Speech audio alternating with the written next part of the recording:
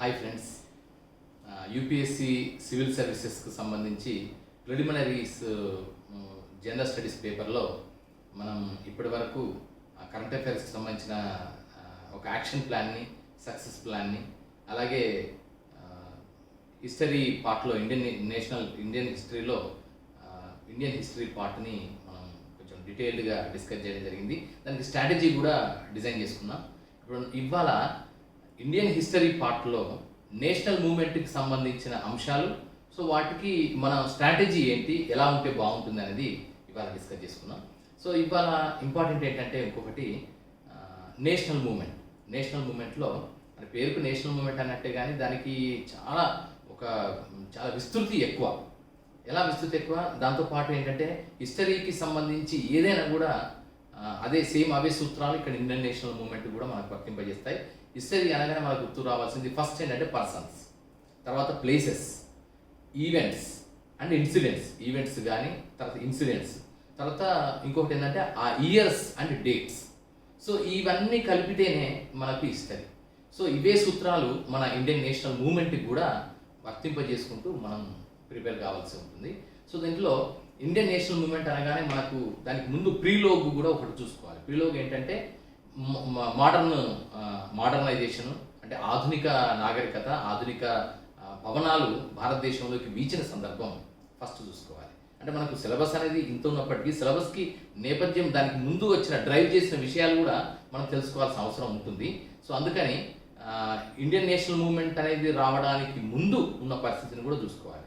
So Indian national movement అనేది మనకు జనరల్గా ఉండేదంటే బ్రిటిష్ వారు వచ్చినప్పటి నుంచి, బ్రిటిష్ వాళ్ళు భారతదేశాన్ని ఆక్రమించుకున్న తర్వాత బ్రిటిష్ వారి కబంధ హస్తాల నుంచి భారతదేశానికి స్వాతంత్రం తీసుకురావడం అనేది మొత్తం ఇండియన్ నేషనల్ మూవ్మెంట్గా మనం జనరల్గా గమనిస్తాం. కానీ దానికంటే విస్తృతిగా, దాన్ని బియాండ్గా కొంచెం ఆలోచించాల్సిన అవసరం ఉంది. సో ఈ ప్రకారం చూస్తే మనకు కరెక్ట్ ఎక్కడ ప్రారంభం అవుతుందంటే ఆధునిక నాగరికత, అంటే మోడర్న్ ఇండియన్ హిస్టరీ స్టార్ట్ అయినప్పటి నుంచి మనం దీనికి నేపథ్యంగా తీసుకోవాలి. సో దాంట్లో ఫస్ట్ అండ్ ఫార్మోస్ట్, అంటే బ్రాడర్గా చూస్తే మనకు కనిపించేది ఏంటంటే ఇండియన్ నేషనల్ మూవ్మెంట్ యొక్క తొలి అడుగులు 1857 మే 10th నుంచి ప్రారంభమైనట్టుగా సిపాయి మ్యూటినీ అంటాము, ప్రథమ భారత స్వాతంత్ర సంగ్రామం అంటాము. వీర్ సావర్కర్ లాంటి గొప్ప వ్యక్తి కూడా ప్రథమ భారత స్వాతంత్ర సంగ్రామం, ఫస్ట్ ఇండిపెండెన్స్ మూవ్మెంట్ అనే పేరుతోనే 1857 రెబెలియన్ని చెప్పడం జరిగింది. సో ఇలా అదొకటి 1857 అనేది ఒకటైతే 1885 ఒక ఇంపార్టెంట్ మైల్ స్టోన్. 1885 డిసెంబర్ 28 అనేది important mile stone. So December 28 ఎందుకు మైల్ స్టోన్ అంటే ఇండియన్ నేషనల్ కాంగ్రెస్ అనే ఒక వ్యవస్థని, ఒక ప్రజాస్వామ్య పద్ధతిలో ప్రజా అభిప్రాయాన్ని వ్యక్తం చేయడానికి, ప్రజల ఆకాంక్షను వ్యక్తం చేయడానికి ఏర్పాటు చేయబడిన ఒక సంస్థగా ఇండియన్ నేషనల్ కాంగ్రెస్కి ఒక ప్రత్యేకత ఉంది కనుక దాని స్థాపన కూడా ఇండియన్ నేషనల్ మూవ్మెంట్ ప్రస్థానంలో ఒక ప్రధానమైన మైలురాయిగా మనం భావించవచ్చు. అదొకటి. ఆ తర్వాత నెక్స్ట్ ఇమ్మీడియట్గా మనకు కనిపించేది ఏంటంటే 1905లో బెంగాల్ విభజన జరిగిన తర్వాత, అంటే ఈస్ట్ బెంగాల్, వెస్ట్ బెంగాల్గా రెండు విభజించిన తర్వాత ఆ బెంగాల్ విభజనని వ్యతిరేకిస్తూ భారతీయులందరూ ఒక్క తాటి మీదకి వచ్చి వందే మాతరం అనే పేరుతో అత్యంత అద్భుతమైన ఉద్యమాన్ని నిర్వహించి చేసిన ఆ తీరు అంతా కూడా ఒక ఇంపార్టెంట్ ఈవెంట్గా మనం చెప్పొచ్చు. సో అందుకని అదొకటి 1905 వందే మాతరం ఉద్యమం, బెంగాల్ విభజన. సో దాని తర్వాత నెక్స్ట్ ఇంపార్టెంట్ ఏంటంటే 1915లో మహాత్మా గాంధీ సౌత్ ఆఫ్రికా నుంచి ఇండియాకు వచ్చేసి ఇండియాలో తన కార్యకలాపాలని ప్రారంభించిన సంవత్సరం కనుక భారతదేశానికి ఆగమనం కూడా గొప్ప విషయంగా భావిస్తూ 1915. తర్వాత 1920లో మనకు తెలుసు, మనందరికీ తెలిసింది ఏమంటారు, మన సహాయ నిరాకరణ ఉద్యమం, నాన్ కోఆపరేషన్ మూవ్మెంట్ అంటాం. సో దాంట్లో మహాత్మా గాంధీ గారి సారథ్యంలో జరిగిన మొత్తం ఉద్యమం. తర్వాత 1930లో మనకు జరిగింది తెలుసు, సివిల్ డిజోబీడియన్స్ మూవ్మెంట్, శాసనోల్లంఘన ఉద్యమం, దండి ఉప్పు సత్యాగ్రహం అంటాము, శాసనోల్లంఘన ఉద్యమం అంటాము. సో ఆ ఉద్యమం. దాని తర్వాత 1932లో రామ్సే మ్యాక్డొనాల్డ్ కమిటీ, తర్వాత రౌండ్ టేబుల్ కాన్ఫరెన్స్లు, సో ఇవన్నీ ఉన్నాయి. సో ఆ అన్ని అంశాలు కూడా ఇండియన్ నేషనల్ మూవ్మెంట్కి సంబంధించి ఒక ఇంపార్టెంట్ మైల్ స్టోన్స్గా మనం గమనించవచ్చు. తర్వాత 1935లో గవర్నమెంట్ ఆఫ్ ఇండియా యాక్ట్ అని ఒకటి చేయడం జరిగింది. సో బ్రిటిష్ వారు భారతదేశం యొక్క పరిపాలనని సక్రమంగా చేయడం కోసమని ఒక యాక్ట్ని చేయడం జరిగింది. అంతకుముందు 1909లో 1919లో 2 సార్లు కూడా భారత ప్రభుత్వ చట్టం గవర్నమెంట్ ఆఫ్ ఇండియా యాక్ట్ అని 2 చట్టాలు చేశారు. దానికంటే అడ్వాన్స్డ్గా 1935లో యాక్ట్ చేశారు. 1909ని మింటో మార్లే రిఫార్మ్స్ అన్నాము. 1919లో 1919లో జరిగిన దాన్ని మాంటేగు చెమ్స్ఫర్డ్ రిఫార్మ్స్ అని అన్నాము. 1935లో గవర్నమెంట్ ఆఫ్ ఇండియా యాక్ట్ అని అంటాం.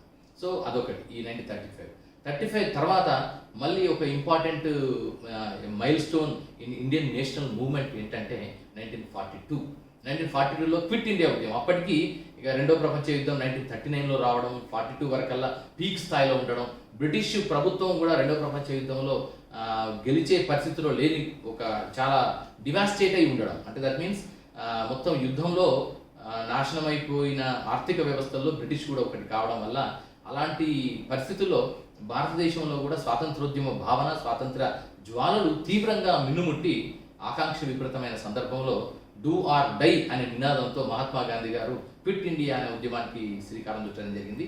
సో అదొకటి. సో ఆ విధంగా 1942లో క్విట్ ఇండియా ఉద్యమం. ఆ తర్వాత నెక్స్ట్ మనకు కనిపించేది ఇంపార్టెంట్గా కనిపించే 1946లో క్రిప్స్ ప్రపోజల్స్ అని కనిపిస్తాయి.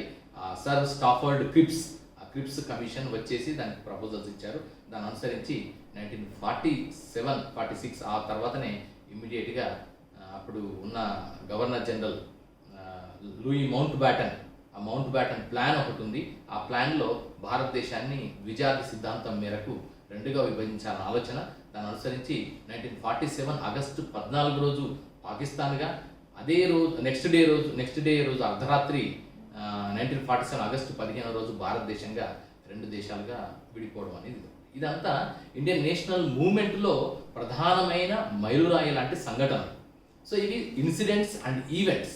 కానీ దీంట్లో ప్రతి incident event was governed, led and dominated and మొత్తం దాన్ని inspired by different people, different persons.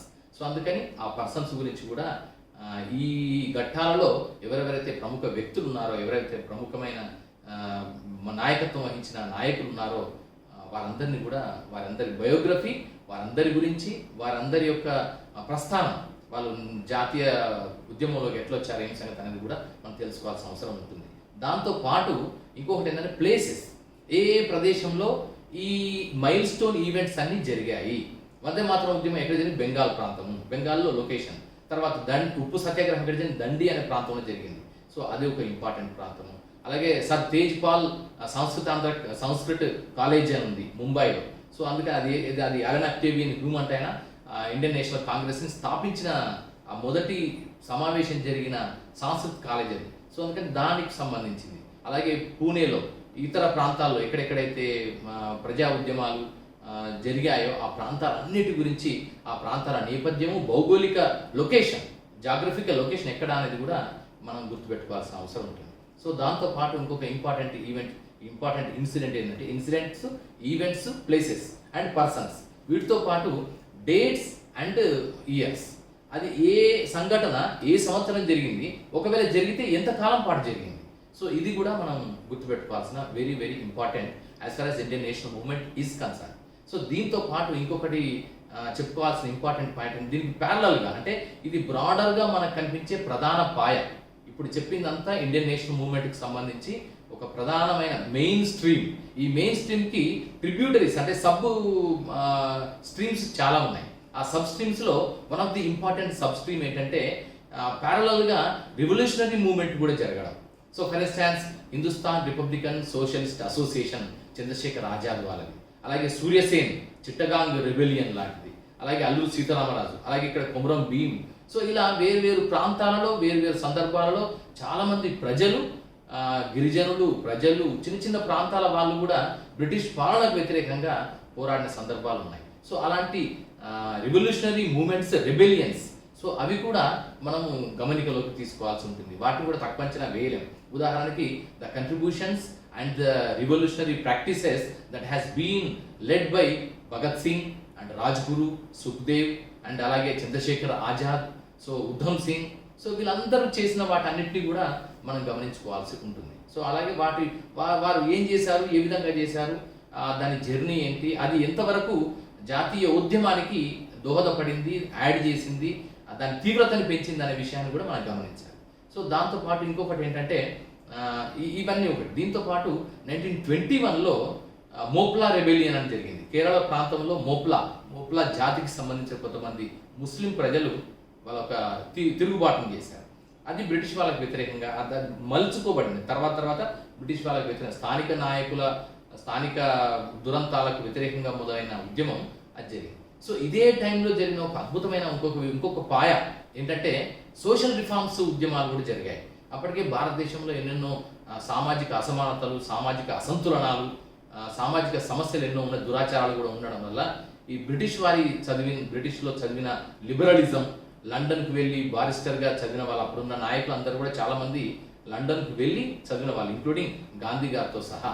So అలాగే వాళ్ళందరి యొక్క ఐడియాలజీ, లిబరల్ ఐడియాలజీ ఉండడం, యూరోప్లో వచ్చినటువంటి ఫిలసాఫికల్ రివల్యూషన్, ఇంటలెక్చువల్ రివల్యూషన్ అంతా కూడా వీరందరూ బాగా చదివి అధ్యయనం చేయడం వల్ల భారతీయ సమాజంలో ఉండే కట్టుబాట్లని కానీ, ఆ కన్జర్వేటివ్ యాటిట్యూడ్స్ని కానీ, ఆర్థోడాక్స్ వాటిని కొంచెం లిబరలైజ్ చేయాలనే ఆలోచనతో ఈ స్వాతంత్రోద్యమం జరుగుతున్న సందర్భంలోనే ప్యారలల్గా, సమాంతరంగా సామాజిక సంస్కరణ ఉద్యమాలు కూడా భారతదేశంలో జరిగాయి. సో వాటిని కూడా మనం పరిగణలోకి తీసుకోవాలి. వాటన్నిటి గురించి కూడా అధ్యయనం వేరు ప్రాంతాలలో జరిగాయి. సో అది మహారాష్ట్ర కావచ్చు, ఇటు మన బెంగాల్ ప్రాంతం కావచ్చు, అలాగే తెలంగాణ ప్రాంతం కావచ్చు, ఆంధ్రప్రదేశ్ ప్రాంతం కావచ్చు, కేరళ, అలాగే ఉత్తరప్రదేశ్. సో ఇక్కడ వేరు ప్రాంతాలలో ఇవన్నీ జరిగాయి. వీటికి సంబంధించి కూడా వ్యక్తులు ఎవరైతే, ఉదాహరణ ఈశ్వరచంద్ర విద్యాసాగర్ గారు, కందుకూరి వీరేశలింగం గారి కంట్రిబ్యూషన్, అలాగే బ్రహ్మర్షి రఘుపతి వెంకటరత్నం నాయుడు, జ్యోతిబా ఫూలే, సావిత్రిబాయి ఫూలే, సో అంబేద్కర్. సో వీరందరూ చేసినటువంటి ఆ సోషల్ రిఫార్మింగ్ మూవ్మెంట్ కూడా స్వాతంత్రోద్యమంతో పాటు, జాతీయోద్యమంతో పాటు సమాంతరంగా నడిచిన సందర్భం ఉంటుంది. సో వీటికి ఇంకా తోడుగా ఇంకొక అంశం ఏంటంటే ఆజాద్ హిందూ ఫౌజ్ని నేతాజీ సుభాష్ చంద్రబోస్ స్థాపించారనే విషయం మనకందరికీ తెలుసు. సో దాని ద్వారా ఒక అంతర్జాతీయంగా ఒక మద్దతును కూడగట్టడం ద్వారా బ్రిటిష్ వారిపైన ఒత్తిడి చేసి భారత మాత దాస్య శృంఖలాలని నుంచి విముక్తి చేయడం కోసమని చేసిన ప్రయత్నాలు కూడా కొన్ని ఉన్నాయి. సో ఫర్ ఇన్స్టాన్స్ లాలా హర్దయాల్ అంటారా గదర్ పార్టీని స్థాపించాడు ఎక్కడో కెనడాలో. అలాగే ఆజాద్ హింద్ ఫౌజ్ని సింగపూర్లో, అలాగే జపాన్లో ఆ దేశాల యొక్క సహకారంతో భారతదేశానికి స్వాతంత్రం తీసుకురావాలనే ఆలోచనతో సుభాష్ చంద్రబోస్ గారు అదొక సెపరేట్ ఇండియన్ నేషనల్ ఆర్మీ అనే ఒక వ్యవస్థనే ఏర్పాటు చేయడం జరిగింది.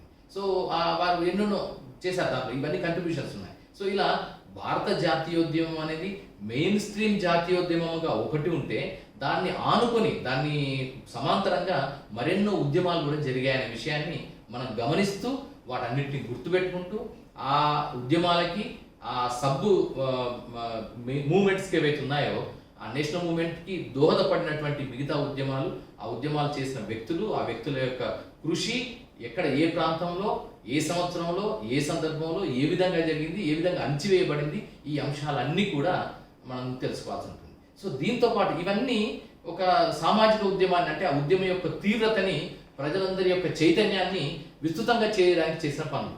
దీంతో పాటు ఇంకొకటి, ఒక వ్యవస్థాగతమైన మార్పు, ఒక ఇన్స్టిట్యూషనల్ మార్పు ఏం జరిగిందంటే, జాతీయోద్యమం టైంలోనే భారత రాజ్యాంగానికి, భవిష్యత్తు స్వాతంత్ర భారతానికి కావాల్సిన ఒక నేపథ్యాన్ని, దానికి సంబంధించిన సంవిధానాన్ని, రాజ్యాంగాన్ని రూపకల్పన చేయడానికి కావాల్సిన మొత్తం యంత్రాంగం కూడా, మొత్తం ఆధార భూమిక, దానికి ముందున్న ప్రీ వర్క్, బ్యాక్గ్రౌండ్ అంతా కూడా ఇదే టైంలో జరగడం అనేది మోస్ట్ ఇంపార్టెంట్, మనం అందరం గుర్తుపెట్టుకోవాల్సిన అంశం. ఎందుకంటే సేమ్ అదే టైంలోనే ఎప్పుడైతే భారతదేశానికి స్వాతంత్రం వస్తుంది, స్వాతంత్రం రావాలి అనే ఆలోచన ఉన్నప్పటి నుంచే, ఎప్పటి నుంచో కూడా భారతీయుల్లో రేపు భారతదేశం స్వాతంత్రం వస్తే ఏం ఆశిస్తున్నారు, ఏం చేస్తారనేది మోతీలాల్ నెహ్రూ కమిటీ 1920sలో మోతీలాల్ నెహ్రూ కమిటీ నుంచి మొదలుకొని 1946లో కానీ, ఆ తర్వాత కాన్స్టిట్యూయెంట్ అసెంబ్లీ ఏర్పాటు చేయడం వెనుక కానీ, సో ఇదంతా కూడా దీంతో పాటు సమ్మిళితమైంది. సో అందుకని భారత జాతీయోద్యమం అంటే కేవలం స్వాతంత్రోద్యమానికి సంబంధించిన అంశాలు మాత్రమే కాక,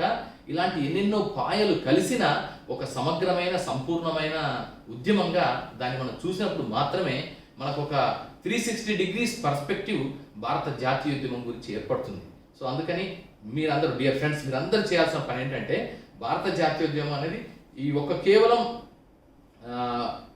ప్రజా ఉద్యమాలు, వీటిని ప్రామినెంట్ ఉద్యమాలే కాకుండా, దానికి సైడ్ లైన్గా ఉండే ప్రతి అంశాన్ని కూడా అధ్యయనం చేసి, గుర్తుపెట్టుకొని, ఆయా వ్యక్తుల యొక్క కంట్రిబ్యూషన్ని కూడా, వారి బయోగ్రఫీస్ని, ఆ ప్లేసెస్ గురించి, ఆ డేట్స్ గురించి, వాటన్నిటి గురించి కూడా సమగ్రంగా తెలుసుకోవాల్సిన అవసరం ఉంటుంది.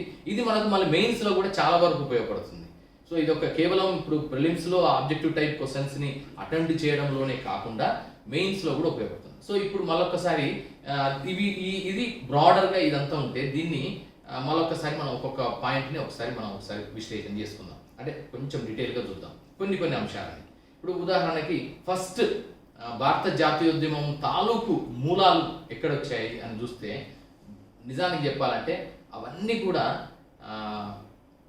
ఇతర ప్రాంతాల వారు, భారతదేశం ఎప్పుడు కూడా నిజానికి చెప్పాలంటే మనం ఇప్పుడు చూస్తున్న ఒక సమగ్ర రూపంలో లేదు అనే విషయం మనకు స్పష్టం. చరిత్ర అధ్యయనం చేస్తే మనకు అర్థమైంది. ఎందుకంటే చిన్న రాజ్యాలు, గణరాజ్యాలు, అప్పుడు క్రీస్తుపూర్వ 6వ శతాబ్దంలోనే 16 రాజ్యాలు ఉన్న నేల భారతదేశం. పేరుకు భారతదేశం అయినప్పటికీ భారతదేశం ఇప్పుడున్న సమగ్రమైన ఆకృతిలో లేదు. సో అప్పటికే 16 రాజ్యాలు, గణరాజ్యాలు ఉన్నాయి. సో ఆ విధంగా ఆ తర్వాత వేరు రాజ్యాలు ఉన్నాయి తప్ప ఎప్పుడు ఈ రూపంలో లేదు. సో కాకపోతే చాలా వేరు పాలకులు భారతదేశం మొత్తాన్ని ఆక్రమించడం ద్వారా దానికి ఒక సమగ్ర రూపాన్ని ఇవ్వడం కోసం ప్రయత్నం చేయడం జరిగింది. దాంట్లో ప్రముఖంగా సక్సెస్ అయింది మాత్రం ఒక మహమ్మద్ బిన్ తుగ్లక్ మాత్రమే. మనందరం ఏమనుకుంటామంటే తుగ్లక్ అనగానే ఒకలాంటి వ్యతిరేక భావన, అంటే ఒకలాంటి భావన ఉంటుంది. ఆయన చేసిన సంస్కరణ వల్ల ఒకలాంటి ఫీలింగ్ వస్తుంది. కానీ నిజానికి భారతదేశం ఇప్పుడున్న ఆకృతిలో సంపూర్ణంగా పరిపాలించిన ఒకరిద్దరు పరిపాలకులలో మహమ్మద్ బిన్ తుగ్లక్ ఒకరు. అందుకే ఆయన ఒక్కడికే అవసరం వచ్చింది. దక్షిణ భారతదేశంలో ఒక రాజధానిని ఏర్పాటు చేయాల్సిన అవసరం ఒక్క మహమ్మద్ బిన్ తుగ్లక్కే వచ్చింది, మిగతా ఎవరికి రాలేదు. ఎందుకంటే వాళ్ళు ఎప్పుడు కూడా వింధ్య సాత్పుర పర్వతాలు దాటి రాలేదు. ఢిల్లీని సాధించామంటేనే భారతదేశం సాధించడం అనే ఫీలింగే ఉండేది. అంతకుముందు ప్రాచీన కాలంలో మగధని చేజిక్కించుకుంటే మొత్తం భారతదేశం అంతా ఉన్న ఫీలింగ్ ప్రాచీన కాలంలో ఉండేది. మధ్యయుగాలకు వచ్చేసరికి ఆ షిఫ్ట్ అయింది. భారతదేశానికి ప్రధాన క్యాపిటల్ ఏది ఆ క్యాపిటల్ అనే ఒక ప్రదేశం షిఫ్ట్ అయ్యి ఢిల్లీకి షిఫ్ట్ అయింది, హస్తినాపురం. ఢిల్లీలో ఎవరైతే పరిపాలకులు ఉంటారో వారికి మొత్తం భారతదేశం పైన ఆధిపత్యం వచ్చింది అనే ఫీలింగ్ కలిగించడం జరిగింది. సో అది కొనసాగింది. అది బ్రిటిష్ వాళ్ళు వచ్చిన తర్వాత మళ్ళీ కోల్కతా సెంటర్గా మారింది. కోల్కతా బ్రిటిష్ వారి యొక్క మొత్తం కార్యకలాపాలన్నిటికీ కోల్కతానే ప్రధానమైన కేంద్రంగా ఉంటూ వచ్చింది. సో ఇలా ఇవి మార్పులు జరిగాయి. ఈ మార్పుల క్రమంలో ఢిల్లీని సాధించిన వారు ఎవరూ కూడా సౌత్ ఇండియాకి వద్దామని ఆలోచన చేయలేదు.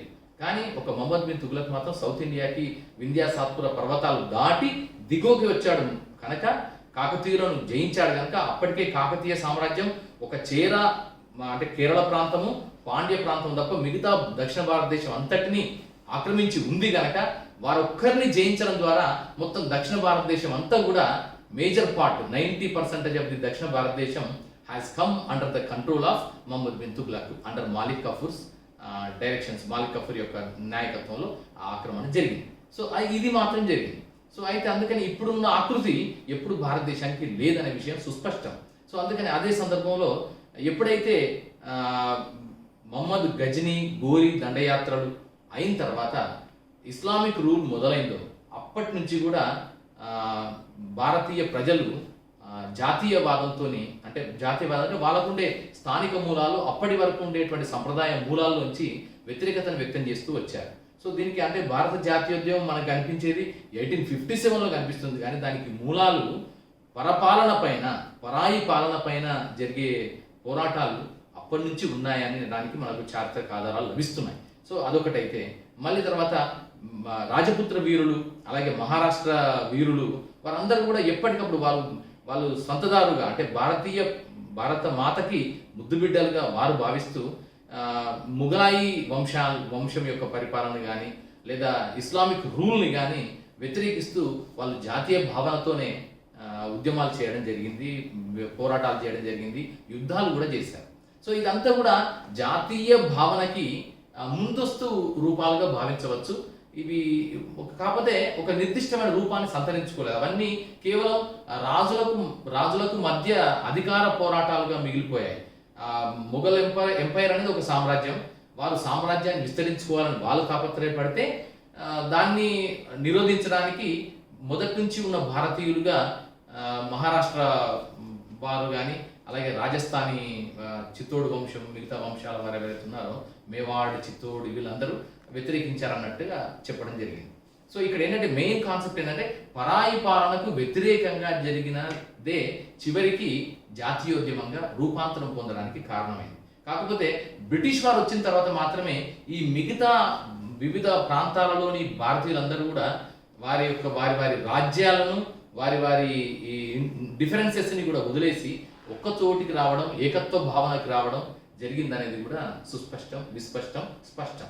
సో అందుకని ఇక్కడ జాతీయోద్యమం అనడానికి ముందు కూడా చాలా జరిగింది అనే విషయాన్ని మనం గమనిస్తూ ఆ నేపథ్యాన్ని, ఆ బ్యాక్గ్రౌండ్ని దృష్టిలో పెట్టుకొని 1857 అంశాన్ని మనం ప్రథమ భారత స్వాతంత్ర సంగ్రామంగా గమనించాల్సి ఉంటుంది.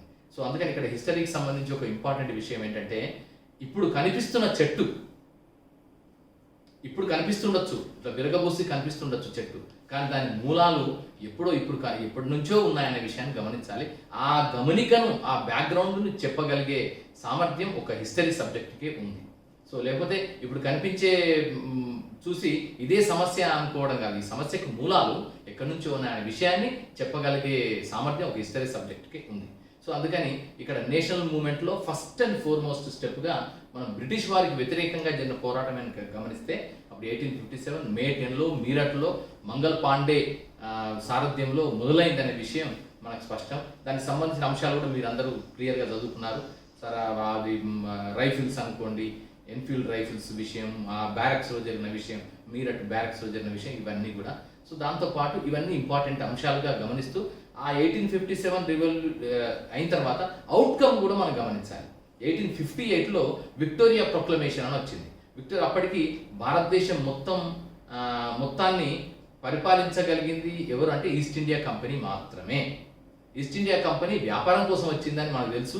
1600 డిసెంబర్ 31 రోజు east India company to British ఇండియాకి రావడం జరిగింది. సో వారు అప్పటి వరకు వ్యాపార వాణిజ్యాలు చేస్తూనే ఆధిపత్యం కూడా చేయడం జరిగింది. 1757 ప్లాసీ యుద్ధంతో రాబర్ట్ క్లైవ్ నాయకత్వంలో భారతదేశంలో మొట్టమొదటిసారిగా రాజ్యాధికారాన్ని ఏర్పాటు చేసుకోవడానికి అన్ని హంగులను సమకూర్చుకున్నది ఈస్ట్ ఇండియా కంపెనీ. సో ఆ విధంగా 1757 నుంచి అంటే తర్వాత 1761 బక్సార్ యుద్ధంతో పూర్తి స్థాయిలో ఇతర వలసలని కూడా ఓడించేసి, అంటే అప్పటికి భారతదేశంలో ఫ్రెంచ్ వలసలు ఉన్నాయి, డచ్ వాళ్ళ వలసలు ఉన్నాయి, అలాగే పోర్చుగీస్ వలసలు ఉన్నాయి, బ్రిటిష్ వారి వలసలు ఉన్నాయి. కానీ ఈ 4 యూరోపియన్ దేశాల మధ్య పోరాటం భారతీయ దేశం వేదికగా జరిగినప్పుడు బ్రిటిష్ వారి ఆధిపత్యం ఎస్టాబ్లిష్ అయింది మాత్రం ఖచ్చితంగా 1757, 1761 బక్సార్ యుద్ధంతో పూర్తి ఆధిపత్యం బ్రిటిష్ వారికి వచ్చేసి కంప్లీట్గా మిగతా యూరోప్లోని మిగతా దేశాలకి అంత ప్రాధాన్యత లేని పరిస్థితి వచ్చిన తర్వాత అప్పటి నుంచి మాత్రమే ఈస్ట్ ఇండియా కంపెనీ భారతదేశం పైన రాజకీయాధికారాన్ని, రాజ్యాధికారాన్ని ప్రారంభించడం జరిగింది. భూమి పైన హక్కులని కూడా వారు ఆక్రమించుకున్నారు కనుక దాన్ని తీసుకోవడం జరిగింది. సో ఇదంతా జరుగుతున్న క్రమంలో మనందరికీ తెలుసు, దీంట్లో సబ్సిడైరీ అలయన్స్ అని కూడా ఒకటి వచ్చింది. సబ్సిడరీ అలయన్స్ అంటే 1791 ప్రాంతంలో లార్డ్ వెల్లెస్లీ ఉన్నప్పుడు, ఆయన గవర్నర్ జనరల్గా ఉన్నప్పుడు అంటే సైన్య సహకార పద్ధతి, ఎవరైతే చిన్న సంస్థానాలు ఉన్నాయో, ఎవరైతే బ్రిటిష్ వారిని ఎదుర్కోలేని దేశాలు, అప్పటి దేశాలే అవన్నీ కూడా చిన్న చిన్న సంస్థానాలు దేశాలు ఉన్నాయో, వారు బ్రిటిష్ వారితో సైనిక ఒప్పందం చేసుకొని కప్పం కడుతూ వారికి లోయల్గా ఒబీడియంట్గా ఉండడం అనేది ఆ ఒప్పందం యొక్క ప్రధాన సారాంశం. అదొకటి జరిగింది. ఆ తర్వాత డల్హౌసీ వచ్చిన తర్వాత కూడా జరిగింది ఇంకోటి ఏంటంటే రాజ్య సంక్రమణ సిద్ధాంతం. సో ఆ సంక్రమణ సిద్ధాంతం ద్వారా ఎక్కడెక్కడైతే వారసులు లేని సంస్థానాలు ఉన్నాయో వాటిని వీళ్ళు ఆక్రమించేసుకొని బ్రిటిష్ ఇండియాలో కలుపుకోవడం అనేది ఒక ఆక్రమణ, ఒక కబ్జా చేయడం అనేది జరిగింది. దానికి వ్యతిరేకంగా అప్పటికే భారతీయ సంస్థానాధీశులందరిలో కూడా వ్యతిరేకత పెళ్ళుకి చివరికి 1857లో ఆ సిపాయిల తిరుగుబాటు లేదా ప్రథమ భారత స్వాతంత్ర సంగ్రామం రావడానికి దారితీసిన ఆసన్న కారణాలుగా మనం చెప్తాం. ఇవన్నీ కూడా అంటే కారణాలు ఏంటి అంటే ఒక కారణాలు, ఒక ఎఫెక్ట్, కార్యము, కారణం. కార్యము కనిపించడానికి 1857 ప్రథమ భారత స్వాతంత్ర సంగ్రామం కనిపించడానికి కారణాలు ఏంటి అంటే ఇవన్నీ కారణాలుగా మనం చెప్తాం. సో ఇక్కడ అయిన తర్వాత దీనికి నాయకత్వం వహించిన వాళ్ళు కూడా మనందరికీ తెలుసు. నానా సాహెబ్ ఉన్నాడు, తాంతియా తోపే ఉన్నారు, ఝాన్సీ లక్ష్మీబాయి ఉన్నారు, మంగల్ పాండే అక్కడి నుంచి మొదలైంది. తర్వాత మిగతా సంస్థానాధీశులందరూ కూడా వారు ఒక చోటికి వచ్చేసి బ్రిటిష్ వారికి వ్యతిరేకంగా పోరాటం చేసే ప్రయత్నం చేశారు. దాంట్లో అది అణచివేయడం జరిగింది. సో అణచివేసిన తర్వాత అప్పుడు బ్రిటిష్ ప్రభుత్వం ఈస్ట్ ఇండియా కంపెనీ యొక్క ఆధిపత్యాన్ని తొలగిస్తూ ఇండియా పైన, అంటే ఇండియా ప్రాంతాల భూభాగాలు అప్పటికి బ్రిటిష్ కంట్రోల్లో ఉన్న ఇండియా ప్రాంతాలపైన ఈస్ట్ ఇండియా కంపెనీ యొక్క అధికారాన్ని రద్దు చేస్తూ బ్రిటిష్ పార్లమెంటే డైరెక్ట్గా క్వీన్ భారతదేశం పైన ఆధిపత్యం వచ్చేలాగా విక్టోరియా ప్రొక్లమేషన్ అని క్వీన్ విక్టోరియా, అప్పుడు విక్టోరియా ప్రకటన చేయడం జరిగింది. ఇది ఒక important mile stone in the entire journey of Indian national movement. So అక్కడి నుంచే బ్రిటిష్ వారికి డైరెక్ట్ ఒక కంపెనీగా కాకుండా బ్రిటిష్ పార్లమెంటుకు, బ్రిటిష్ ప్రభుత్వానికి, అలాగే భారతీయులకి మధ్య ఒక పోరాటం మొదలైన మొదటి ఘట్టం 1858 విక్టోరియా ప్రొక్లమేషన్. సో ఆ తర్వాత ఇదంతా జరుగుతుంది. తర్వాత దీంతో పాటే ఈ ఉద్యమాలన్నిటితో పాటు సమాంతరంగా ఎడ్యుకేషనల్ రిఫార్మ్స్ ఉద్యమాలు కూడా భారతదేశంలో మొదలయ్యాయి. ఇంతకుముందు మనం అనుకున్నాం ఈ పాయలు, ఎన్నెన్నో పాయలు. సో వాటిల్లో ఎడ్యుకేషనల్ రిఫార్మ్స్ ఇవన్నీ కూడా మొదలయ్యాయి. సో దీంట్లో 1858 ఒకటి. 1858 వచ్చిన తర్వాత నెక్స్ట్ ఇక తర్వాత అప్పటికి ఉంది. దానికి ముందు 1813లో ఒక చార్టర్ యాక్ట్, 1835లో 1833లో మరొక చార్టర్ యాక్ట్ చేయడం జరిగింది. తర్వాత 1835లో మెకాలిస్ మినట్ కూడా వచ్చింది. సో ఇవన్నీ ఇంగ్లీష్ విధానం రావడం కూడా అప్పుడు ప్రజల్లో వ్యతిరేకత రావడానికి కూడా ఒక కారణమైంది. బ్రిటిష్ వారి కల్చర్ వచ్చింది, బ్రిటిష్ వారి ఆహారపు అలవాట్లు, బ్రిటిష్ వారి పాలన, అలాగే బ్రిటిష్ ఇంగ్లీష్ విద్యా విధానం కూడా రావడంతో అందరూ సాంస్కృతికంగా ఏలియనేషన్ ఫీలింగ్ అనేది, పరాయీకరించబడ్డ ఫీలింగ్ భారతీయులందరిలో వచ్చేసి దానికి వ్యతిరేకంగా ఈ పోరాటాలు జరిగిన పరంపర మనకంతా ఉంది. సో ఆ విధంగా ఇక్కడ 1857 ఒకటి. తర్వాత మనకి కనిపించే ఒక గొప్ప సంఘటన ఏంటంటే 1885 అలన్ అక్టేవియన్ హ్యూమ్. అలన్ అక్టేవియన్ హ్యూమ్ అంటేనే బ్రిటిషర్ అని మనందరికీ తెలుసు. ఆయన అప్పటికే భారతదేశంలో నిరసనలు విడివిడిగా జరుగుతున్నాయి. ఎవరి స్థాయిలో వారు, ఎవరికి అనుకూలంగా వారు భారతదేశాన్ని నుంచి, భారతదేశ వివిధ ప్రాంతాల నుంచి బ్రిటిష్ వారికి వ్యతిరేకంగా ఆగ్రహాలు, అలాగే అప్పీల్స్ ఇవన్నీ చేస్తున్నారు, నిరసన కార్యక్రమాలు చేపడుతున్నారు. సో వాటందరికీ ఒక వాయిస్ ఇవ్వాలి. ఆ వాయిస్ ఇవ్వడం ద్వారా ప్రభుత్వానికి, ఏంటంటే ప్రభుత్వం ప్రజాస్వామ్య పద్ధతిలో ఇవన్నీ చేస్తే బాగుంటుందని ఆలోచన కొద్దీ అలన్ అక్టేవియన్ హ్యూమ్ అంటే ఆయన ఇండియన్ నేషనల్ కాంగ్రెస్ అనే ఒక వ్యవస్థని ఏర్పాటు చేయడం జరిగింది. దానికి ముంబైలో సర్ తేజ్పాల్ సాంస్కృతిక కాలేజీలో మొదటిసారిగా మీటింగ్ పెట్టినప్పుడు 72 మంది భారతదేశం నుంచి ప్రతినిధులు హాజరై దానికి శ్రీకారం చుట్టారు. అది ఆ తర్వాత కాలంలో భారతీయ ఆత్మకు, భారతీయ వాయిస్కు, భారతీయ ఆగ్రహానికి, ఆవేశానికి, అభ్యర్థనలకి అన్నిటికీ అదే వేదికగా మారింది. అది ఆ రాజకీయ సంస్థ ఒకటి వేదికగా మారిందనే విషయం మనకు చరిత్రలో తెలుసు. సో అందుకే అది ప్రతి సంవత్సరం జరిగిన ప్రతి మీటింగ్ కూడా ఒక పెద్ద భారతీయుల అందరినీ ఏకత్వం చేయడంలో చాలా కీలకమైన పాత్ర పోషించింది. ఉదాహరణకి 1929లో లాహోర్లో జరిగిన సమావేశంలో పండిట్ జవహర్లాల్ నెహ్రూ ప్రవేశపెట్టాడు ఒక తీర్మానాన్ని. భారతదేశానికి కావాల్సింది పూర్ణ స్వరాజ్ మాత్రమే, కంప్లీట్ ఇండిపెండెన్స్ ఫ్రమ్ బ్రిటిష్ అనేది ఒకటి ప్రవేశపెట్టాడు. ఆ విధంగా ఇది ఒక చిన్న ఎగ్జాంపుల్. ఎందుకంటే ఎవ్రీ ఇయర్ 1885 నుంచి ప్రతి సంవత్సరం డిసెంబర్ మాసం కానీ దానికి అనుకూలమైన మాసాల్లో ఈ ఇండియన్ నేషనల్ కాంగ్రెస్ సమావేశాలు జాతీయ స్థాయిలో అన్ని ప్రాంతాల వారిని కలుపుతూ జరుగుతుండేవి. ఈ జరుగుతున్న క్రమంలో వారు ఒక తీర్మానాలు, నిర్ణయాలు చేసేవాళ్ళు. ఆ తీర్మానాలు, నిర్ణయాలు భారత ప్రజల మనోభావాలకు అనుకూలంగా ఉంటూ బ్రిటిష్ వారిని డిమాండ్ చేసే విధంగా ఉండేవి, బ్రిటిష్ వారిని ప్రభావితం చేసే విధంగా ఉండేవి. సో అలాంటి వాటిలో పూర్ణ స్వరాజ్ అనేది కూడా ఒక అద్భుతమైన తీర్మానం అది. సో అది జనవరి 26, 1930 నుంచి అమలు చేశారు. అందుకే జనవరి 26, 1950లో భారత రాజ్యాంగాన్ని ఆమోదం చేయడం జరిగింది. అప్పటి నుంచి అమల్లోకి కూడా తీసుకురావడం జరిగింది. సో దానికి ఇక్కడ జనవరి 26కు ఉండే రెండు అనుబంధం ఏంటంటే, మొదటిసారిగా భారతదేశంలో పూర్ణ స్వరాజ్ తీర్మానం చేసిన జనవరి 26నే 1930లో జరిగింది. అది 1950లో, అంటే అప్పటికే భారత రాజ్యాంగం 1949 నవంబర్ 26వ తారీఖు భారత రాజ్యాంగం ఆమోదించబడింది. కాన్స్టిట్యూయెంట్ అసెంబ్లీ ద్వారా భారత రాజ్యాంగం 2 సంవత్సరాల 11 నెలల 18 రోజుల పాటు విస్తృతమైన మేధోమథనం చేసిన తర్వాత, నిర్మించబడిన తర్వాత, రచించబడిన తర్వాత, ఫైనల్ అయిన తర్వాత దాన్ని దాదాపు ఒక 1 నెల రోజుల పాటు ఆపి, 2 నెలల పాటు ఆపి నవంబర్ 26లో దాని ఆమోదం పొందితే డిసెంబర్ అండ్ జనవరి 26 2 నెలల తర్వాత దాన్ని అమల్లోకి తీసుకురావడం జరిగింది. సో దానికి, అంటే ఇక్కడ పూర్ణ స్వరాజ్ నిర్ణయానికి భారత రాజ్యాంగం అమల్లోకి వచ్చిన డేట్కి ఉన్న ఒక అద్భుతమైన లింక్ ఇది. సో ఇలాంటి ప్రశ్నలు కూడా అడుగుతారు మనకి, ఆబ్జెక్టివ్ టైప్లో రావచ్చు, మెయిన్స్లో కూడా డిస్క్రిప్టివ్ టైప్లో కూడా రాయడానికి ఈ అనుసంధానం బాగుంటుంది. సో అలాగే 1885లో అది ఏర్పాటైన తర్వాత, ఇండియన్ నేషనల్ కాంగ్రెస్ ఏర్పాటైన తర్వాత అది వేర్వేరు సందర్భాలు వేర్వేరు నిర్ణయాలు చేసినాయి, అన్నీ కూడా చాలా వరకు ప్రభావితం చేశాయి. సో దాంతోపాటు అయితే మొదటి నుంచి కూడా ఎప్పుడైతే ఈ 1885 ఏర్పడడం మొత్తం జాతీయోద్యమాన్ని కూడా మనం ఒక 3-4 దశలుగా విభజించుకుంటాం. సో దాంట్లో ఏంటంటే మితవాద యుగం ఒకటి, అతివాద యుగం ఒకటి, తర్వాత స్వాతంత్రోద్యమం, గాంధీ శకం అని చెప్తాం. సో మితవాద యుగం అంతా 1885 నుంచి ప్రారంభమై 1905 వరకు కూడా మితవాద యుగమే. అంటే అప్పుడు గోపాలకృష్ణ గోఖలే లాంటి వాళ్ళు, మహనీయులు వాళ్ళు ఉండేవారు. వారు బ్రిటిష్ వారిలో ఉండే మంచితనాన్ని గమనించారు. అందుకని వాళ్ళు ఏం చేశారంటే బ్రిటిష్ వారి నీడలోనే భారతదేశం సమున్నత స్థానానికి వస్తుంది. ఎందుకంటే యూరోప్లో ఇండస్ట్రియల్ రెవల్యూషన్కి అంతటికీ బ్రిటిషే ప్రధాన కేంద్రం. ఇప్పుడు లివర్పూల్, మాంచెస్టర్ అనే 2 నగరాలు మొత్తం ప్రపంచ ఇండస్ట్రియల్ సెటప్నే మార్చేయగలిగాయి. అక్కడ కాటన్ జిన్నింగ్ మిల్స్ రావడం కానీ, ఇండస్ట్రియల్ సెటప్ రావడం కానీ, తర్వాత ట్రాన్స్పోర్టేషన్లో ఆవిరి యంత్రాలు, ఆవిరి ఇంజన్లు అంటే రైళ్లు రావడం కానీ, ఇవన్నీ అక్కడి నుంచే మొదలైంది కనుక మనం భారతదేశం కూడా ఆధునికత వైపు పరుగులు తీయాలంటే బ్రిటిష్ వారి నేతృత్వంలోనే సాధ్యమనే నమ్మకం ఉన్న కొంత వర్గం అప్పుడు ఇండియన్ నేషనల్ కాంగ్రెస్లో, అలాగే భారత ప్రజానీకానికి అందరికీ ప్రతినిధులుగా ఉండడం వల్ల వారందరూ కూడా ఏమని భావించారంటే బ్రిటిష్ వారి నీడలోనే భారతదేశం అభివృద్ధి చెందుతుంది.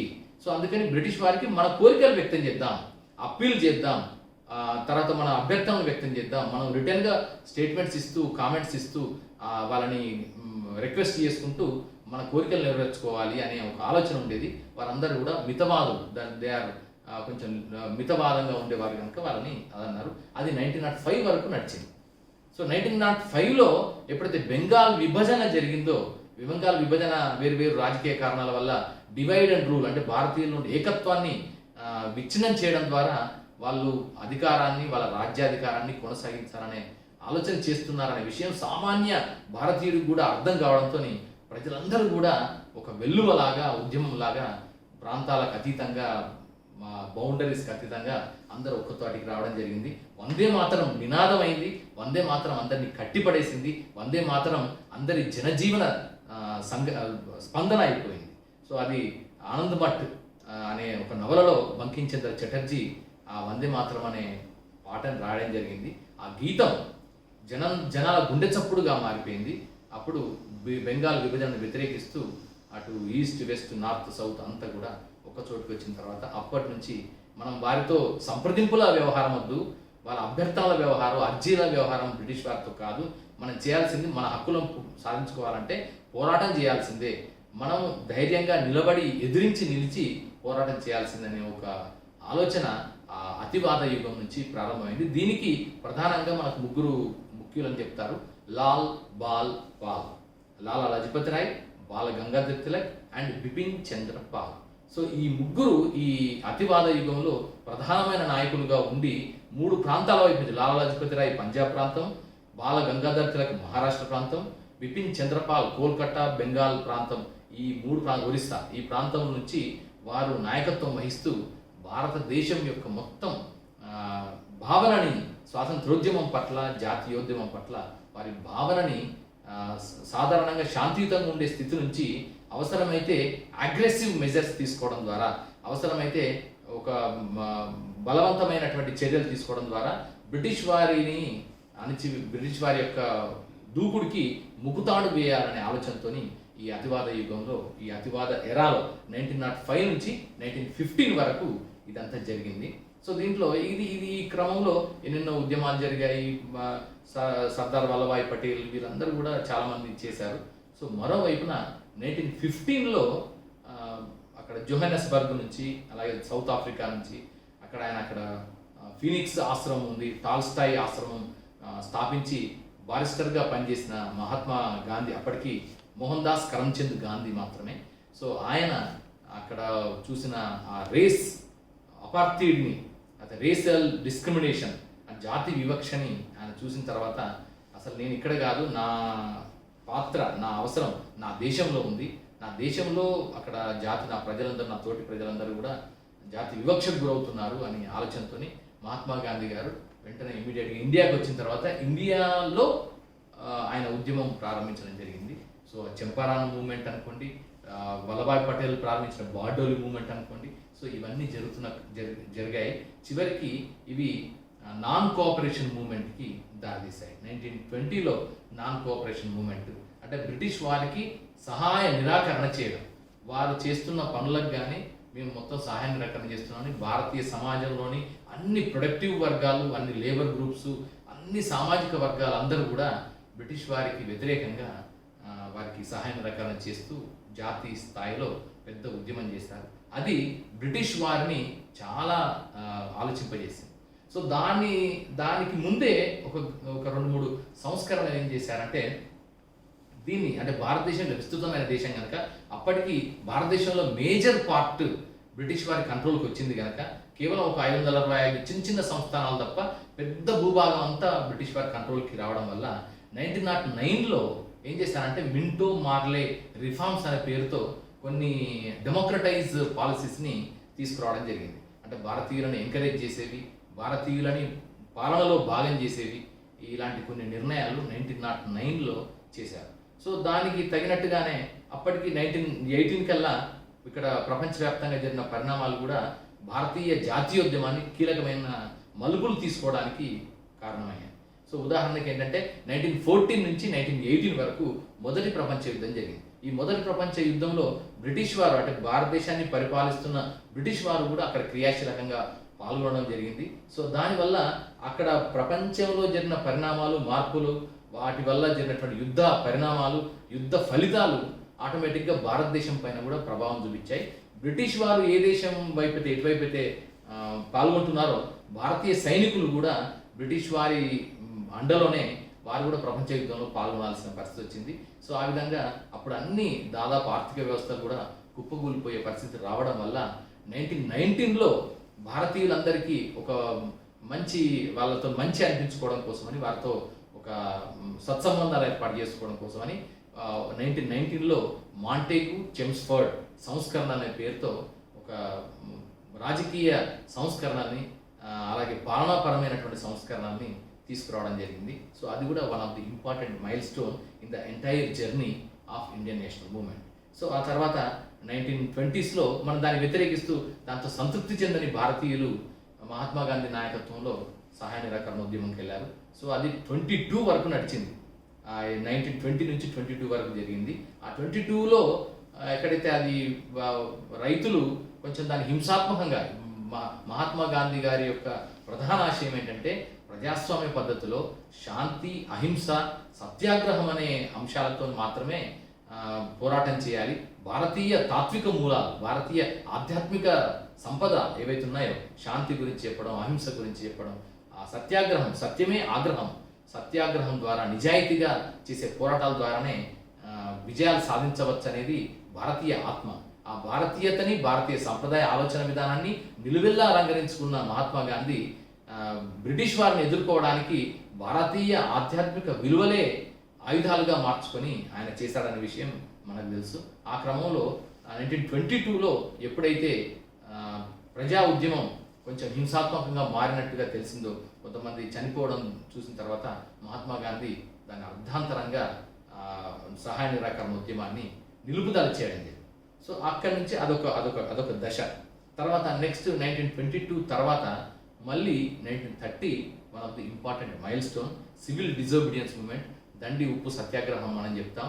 మార్చిలో ప్రారంభమై ఏప్రిల్ 6వ తారీఖు వరకు దాదాపు నిరంతరాయంగా ఆయన నడుస్తూ పాదయాత్ర చేస్తూ గుజరాత్ తీర ప్రాంతంలో ఉప్పుని తయారు చేసి, తనే స్వయంగా ఉప్పును తయారు చేసి బ్రిటిష్ వారి శాసనాన్ని ఉల్లంఘించారు. అప్పుడు ఉప్పు తయారు చేయడానికి అనుమతులు ఇవ్వడానికి పన్నులు కట్టాల్సి వచ్చేది. సో అది ఉప్పు అనేది సహజంగా లభిస్తున్న వనరు. ఆ సహజంగా లభిస్తున్న వనరుకి బ్రిటిష్ వారికి ఎందుకు పన్ను కట్టాలనే భారతీయ తాత్విక ఆలోచన మహాత్మా గాంధీ గారి నోటి నుంచి ఒక పెద్ద ఉద్యమం రూపం దాల్చుకొని అక్కడ ఆ శాసనాన్ని ఉల్లంఘించే దిశగా దానికి ఒక రూపు తీసుకురావడం జరిగింది. సో ఈ విధంగా శాసన ఉల్లంఘన ఉద్యమం. ఆ తర్వాత మనకు తెలుసు అప్పటికే 32లో రామ్సే మ్యాక్డొనాల్డ్ అని ఆయన ఒక బ్రిటిష్ ప్రతినిధి, మేధావి, సో ఆయన కమ్యూనల్ అవార్డు అనేది కూడా ప్రకటించడం జరిగింది. భారతదేశంలో మొదటిసారిగా ప్రజా ప్రాతినిధ్యాలు కమ్యూనల్ పరంగా, కమ్యూనల్ అంటే మత ప్రాతినిధ్యం అనుసరించి చేస్తే బాగుంటుందనే ఒక ఆలోచన. నిజానికి చెప్పాలంటే దీన్ని చాలామంది హిస్టారియన్స్ రెండు విధాలుగా చెప్తారు. ఒకటేమో ఆయా ప్రజలకి ప్రాతినిధ్యానికి ఇది ఒక మంచి ఆలంబనగా అయిందనేది ఒకటైతే, మరొక వైపున 1905లో ఎట్లాగైతే ఈస్ట్ బెంగాల్ వెస్ట్ బెంగాల్ అనేది విభజించి భారతీయ ఏకత్వాన్ని దెబ్బగొట్టారో, విభజించి పాలించు అని చెప్పారో, అలాగే 1932లో కమ్యూనల్ అవార్డు ద్వారా హిందూ ముస్లిమ్స్ అనే మతపరమైనటువంటి విభజన చేయడం ద్వారా భారతీయుల ఏకత్వాన్ని, భారతీయుల సంఘటితత్వాన్ని, భారతీయుల ఉండేటువంటి జాతీయవాదాన్ని విభజించడానికే, దాన్ని పలచనపరచడానికి చేశారని కూడా ఒక హిస్టారికల్ విమర్శ మనకు కనిపిస్తుంది. దాని ఆధారాలు కూడా ఉన్నాయి. సో అందుకని అదొకటి గమనించవచ్చు. సో 32 తర్వాత 35లో గవర్నమెంట్ ఆఫ్ ఇండియా యాక్ట్ వచ్చింది. ఇది మోస్ట్ సమగ్రమైన చట్టం. భారత రాజ్యాంగానికి 1946లో ఏర్పాటైన కాన్స్టిట్యూయెంట్ అసెంబ్లీకి ప్రధాన వనరుగా ఉన్నది, ప్రధాన రూల్స్ బుక్ ఏంటంటే 1935 government of India act. So అప్పటికి భారతదేశంలో ప్రజాస్వామ్య తరహాలో పాలనా విధానాన్ని బ్రిటిష్ మోడల్లో ప్రవేశపెట్టే పూర్తి స్థాయి చట్టాన్ని 1935లో రూపొందించారు.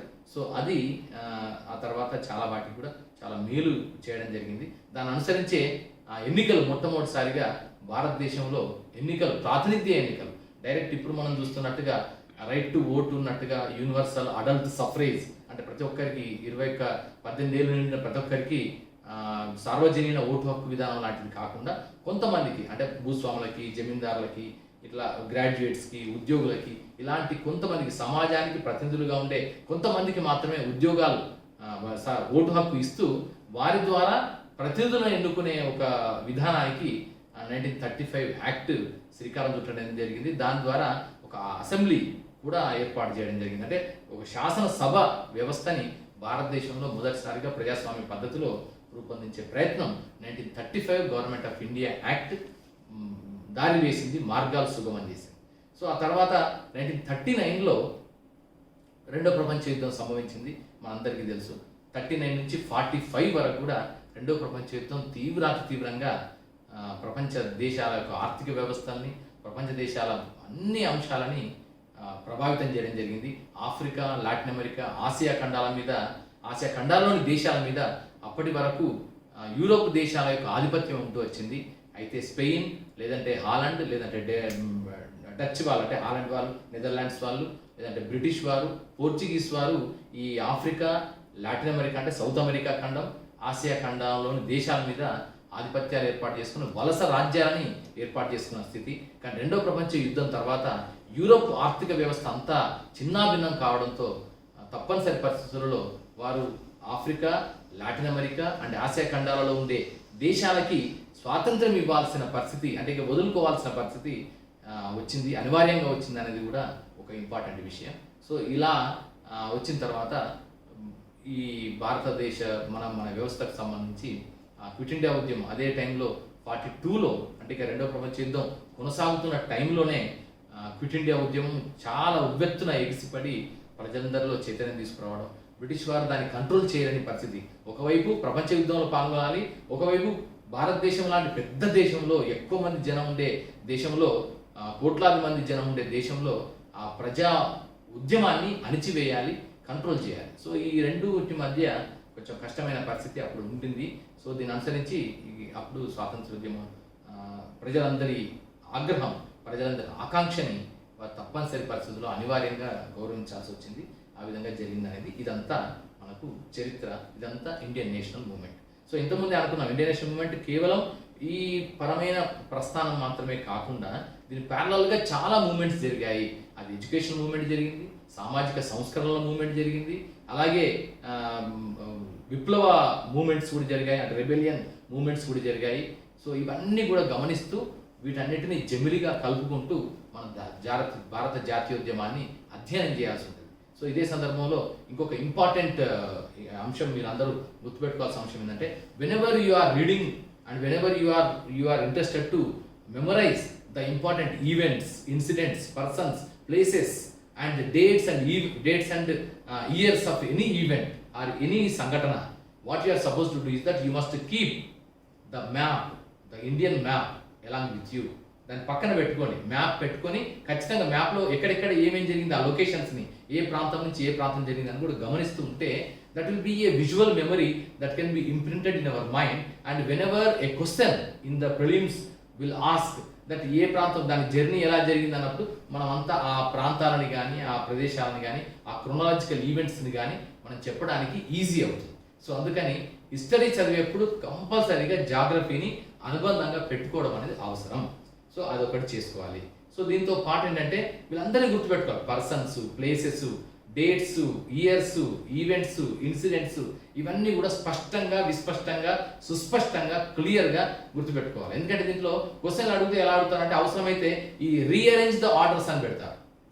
ఒక ఉదాహరణకి సహాయ నిరాకరణోద్యమం year, civil disobedience movement year, Cripps proposals year ఇవన్నీ వీటిని కరెక్ట్ ఆర్డర్లో, క్రొనాలజికల్ ఆర్డర్లో అరేంజ్ చేయండి అని అంటారు.